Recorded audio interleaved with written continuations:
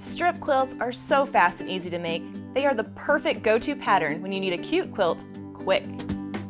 Hi, I'm Angela Walters, and I want to show you how making a quilt out of strips is oh so easy.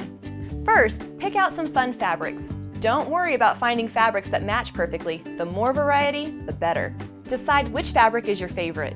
This will be the most prominent color in the quilt. Cut it into 4 3-inch strips. Cut a total of 18 3-inch strips from the coordinating prints. Pair a strip of your favorite fabric and 3 strips of coordinating fabric. Pin and sew with the right sides together to make a strip unit. Don't forget to press the seams to the side. It'll make cutting the blocks much easier.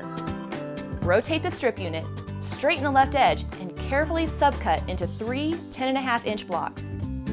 Repeat with the rest of the fabric, making more strip units and more blocks just as you did with the first set of fabrics. Rotating every other block creates a zigzag effect. It gives a really basic block a fun look.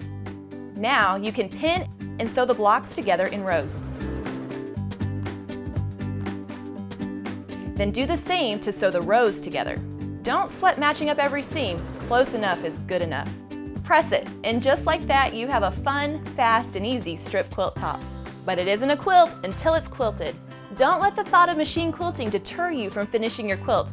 I promise it's easier than it looks. Here, I'm going to use a smaller quilt made of 4 blocks, but all the steps are the same no matter the size of your quilt. Pick out a fabric for the backing of your quilt and cut it so that it's at least 2 inches bigger than your quilt top on all sides. Place a piece of batting, roughly the same size, on top of the backing. Again, make sure that it lays flat. A wrinkle in the batting is no fun to deal with while quilting, trust me. Place the quilt top on top of the batting. Using safety pins, baste the layers together. This helps ensure that none of the layers move while machine quilting. For this top, we're going to quilt straight lines. A walking foot, if you have one, is the best bet for this type of quilting. Starting from a corner, quilt a line diagonally to the opposite point. See how the walking foot feeds all the layers through evenly and helps prevent tucks? Continue quilting onto the next block, going from corner to corner until you reach the edge of the quilt. Repeat in the next row of blocks and continue until all the blocks are quilted with the same parallel diagonal line. I like a lot of quilting in my quilts, so I'm going to repeat the diagonal lines in the opposite direction.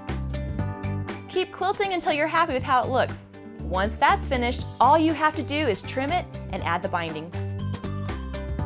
Thanks for watching. To get the pattern for this project, supplies, and more expert instruction, be sure to click the I in the top right corner of this video.